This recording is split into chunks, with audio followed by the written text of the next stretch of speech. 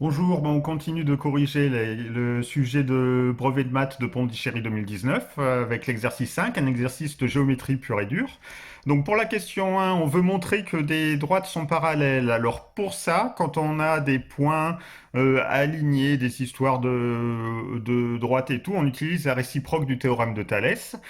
Cette fois, c'était une configuration croisée ou papillon.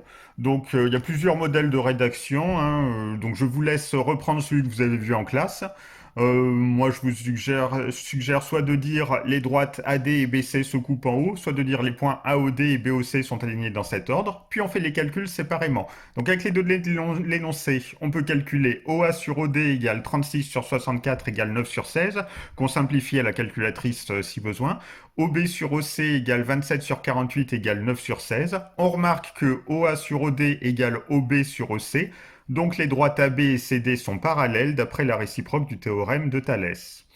Maintenant, on veut calculer une longueur, donc on sait qu'on a des droites parallèles. Du coup, on va utiliser cette fois le théorème de Thalès, donc on pense à la rédaction.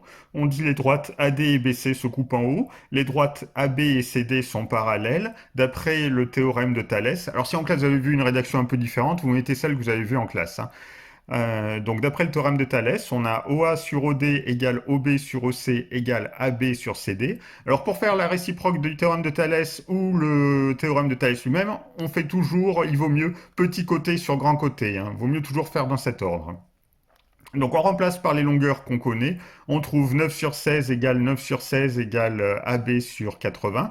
Du coup, on reprend une des fractions où on a deux longueurs qu'on connaît et la fraction où on a la longueur qu'on cherche. Donc ça fait 9 sur 16 égale AB sur 80. On fait les produits en croix et on trouve AB égale 9 fois 80 sur 16, ce qui donne eh bien à la calculatrice 45 cm. On n'oublie pas de faire une phrase réponse. La longueur AB mesure 45 cm. Donc après, pour la question 3, on nous demande de calculer la longueur AC. En fait, pour calculer la hauteur totale du meuble, il faut calculer la hauteur d'un étage, donc la longueur AC.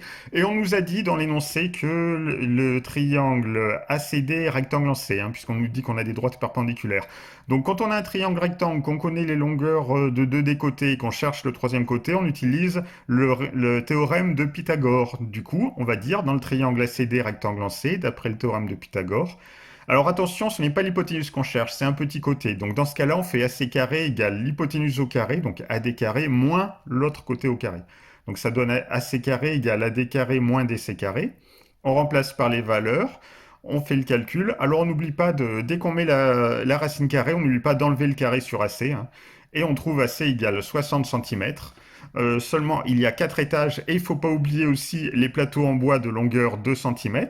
Donc la hauteur totale du meuble, c'est bien 60 fois 4 plus 2 fois 5, comme il y a 5 plateaux de 2 cm d'épaisseur, ce qui fait 250 cm. Donc la hauteur totale du meuble est donc de 250 cm ou 2,50 m, comme vous voulez.